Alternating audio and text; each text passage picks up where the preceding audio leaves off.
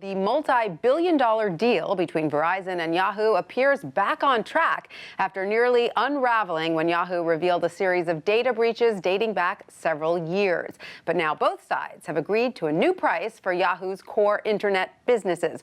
Wall Street Journal reporter Ryan Knutson broke the story and joins us now with the details. Hi, Ryan. Great to see you. Thanks for having me. So obviously this deal has been very closely followed by the telecom industry and Wall Street at large. What is the final price Verizon will be paying? They agreed to knock $350 million off the price tag, so that brings it down to about $4.5 billion, roughly. Verizon decided that they couldn't just let this keep dragging out forever. I mean, there was still more that they wanted to know. They sort of knew what the risk parameters were about what they were taking on. There's still more password resets that had to take place. But they realized if we just keep studying this, this can drag out to late into the year, and they have very ambitious plans about trying to compete with Google and Facebook and digital online advertising. Right, so this is part of a larger strategy for Verizon that they're eger to get on with. Yeah, exactly. So how did they come up with this final number? Were there specific things that they took into account? Well, it's not exactly clear. I think that they had to, I mean, I know Verizon did some of its own studies about what the impact of the breaches were on the brand, but by and large, you know, the user engagement in Yahoo News, Sports, and Finance, which is one thing that Verizon was interested in, but also more specifically the email accounts and that stuff. People didn't really leave Yahoo en masse as some people feared would happen. Right. Now, there were a series of sort of closed-door meetings in which Verizon execs sort of looked at exactly when the breaches happened and what may have been released. Did they feel that they were left in the dark?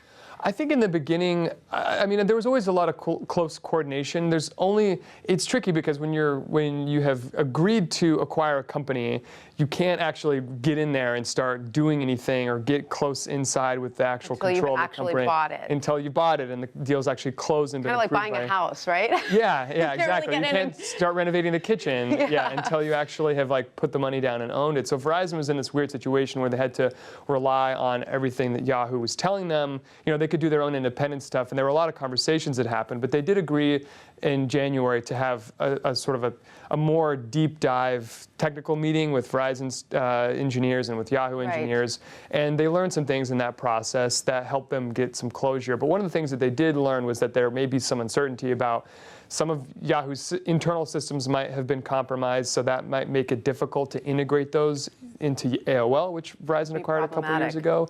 So that was part of the reason that they thought, you know, we might need to take a little bit of a discount. What about future liabilities? Because certainly that could be possible. Yeah, that's the other part of this settlement, is that the company that's selling Yahoo is going to retain 50% of any future liabilities and costs that come up. Okay. Normally, you know, when the company sells, when you sell a company, then the company that buys it, you wipe your hands of it, and they say this is your thing. Right. But what they've done is try to align their interests so that both it's now called RemainCo and Verizon are going to share in any costs that come up as a result. And that was actually, when the first breach happened in September, there was not really much of a decline in user engagement. So that was the initial settlement that Verizon and Yahoo had agreed upon, was let's just split any liabilities that come up in the future, and then we can move on. But then in December, there was a second breach that they had found out about, and they disclosed that, and so they had to wait for it again. But there's also an SEC investigation that's going on into what Verizon or what Yahoo knew and when. Could that derail things? Well, that has the potential of slowing down the actual close. So before the deal can actually close, which they think it will happen in mid-April,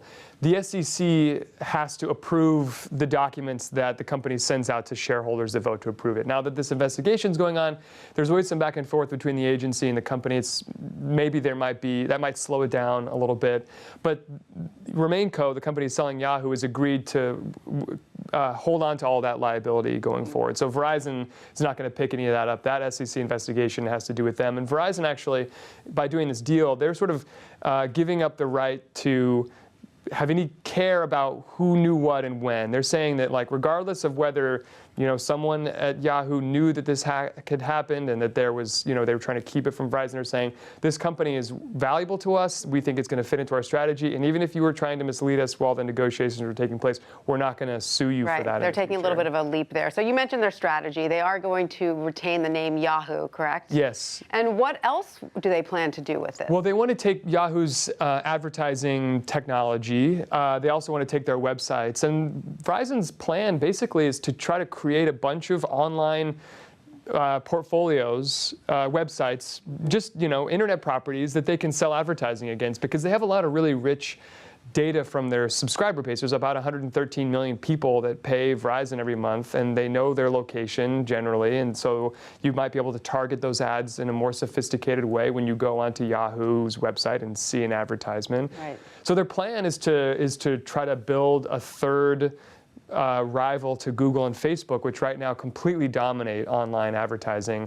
Combined, I think that Google and Facebook have about 45% of the market. They want to build on the Yahoo user pool that's already existing. Yes, Okay. yeah. They're trying. Verizon is facing a lot of competition in its cell phone business. I mean, T-Mobile and Sprint are battering them, constantly talking about unlimited plans. Their commercials at the Super Bowl went after Verizon specifically. And so Verizon recently came out with an unlimited plan. We were talking about this last week. Which is really out there for Verizon. They have been so adamant for years about how unlimited, you can't really make money. This isn't a good plan for us. They had a commercial campaign where they were saying, don't buy unlimited if you don't need it, you're paying for too much. So they're having to respond to the competition. Their business is really slowing down. They're a new direction. They're trying to find new areas of growth, and they think that this will be a relatively small bet. I mean, they've spent maybe $10 or $15 billion collecting these companies, AOL and now Yahoo, to put them together to try to build an online advertising, because ultimately they want to be able to make money off of the stuff that rides over their network, not just sell you a data It'll plan. be interesting to see what they do. I still have a Yahoo email account, so we'll see what happens to that. Yeah. That's right, Ryan Knutson. Thank you so much for that.